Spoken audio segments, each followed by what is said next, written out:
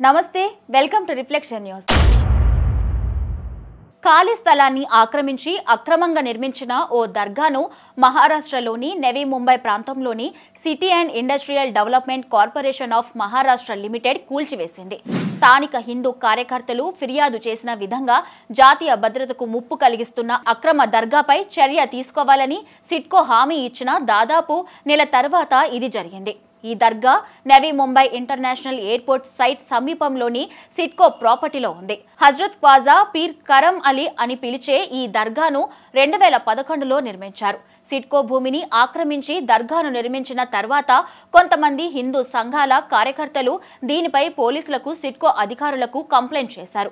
అక్రమంగా నిర్మించిన ఈ దర్గాను కూల్చివేయాలని ఎన్నిసార్లు నోటీసులు ఇచ్చినా ఎవరు స్పందించకపోవడంతో ఇన్ని సంవత్సరాల తర్వాత ఎట్టకేలకు సిట్కో అధికారులే దర్గాను కూల్చివేశారు. సిట్కో నోటీసులు అందుకున్న దర్గా నిర్వాహకులు పన్వేల్ కోర్టును ఆశ్రయించారు. 15 ఏళ్ల పాటు జరిగిన సుదీర్ఘ విచారణ తరువాత దర్గా నిర్వాహకులు సరైన సాక్ష్యాలు చూపించనందున దర్గాను కూల్చివేయాలని కోర్టు స్వయంగా ఆదేశాలిచ్చింది.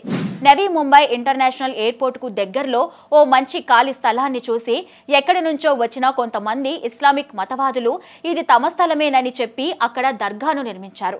ఎయిర్పోర్టుకు అతి దగ్గరలో ఇలాంటి మతపరమైన నిర్మాణాలు ఉండకూడదు అనే నిబంధన ఉన్నప్పటికీ కావాలనే ఇక్కడ దర్గా నిర్మించారు. కొన్ని వందల సంవత్సరాల క్రితం ఇది తమ స్థలమేనంటూ దర్గా నిర్వాహకులు వాదించారు. కానీ జన జాగృతి సమితి సహా మరికొన్ని హిందూ సంఘాలు ఇది జాతీయ భద్రతకు ముప్పు అని కోర్టులో వాదించాయి. ఖాళీ స్థలాన్ని సెలెక్ట్ చేసుకొని రాళ్లకు రంగులు వేసి మెల్లగా దర్గా నిర్మాణం మొదలు పెట్టారని, ఇది ఎయిర్పోర్టుకు దగ్గరగా నిర్మించటానికి ఏదో కుట్ర ఉందని చెప్పారు. సుమారు ఎకరం భూమిని కబ్జా చేసి దర్గాను నిర్మించి మతపరమైన కార్యక్రమాలు నిర్వహిస్తున్నారంటూ వాదించారు. వాదనలు విన్న కోర్టు ఎట్టకేలకు దర్గాను కూల్చివేయమని ఆదేశాలిచ్చింది. భారీ పోలీసు బందోబస్తు మధ్య సిట్కో అధికారులు దర్గాను నేలమట్టం చేశారు.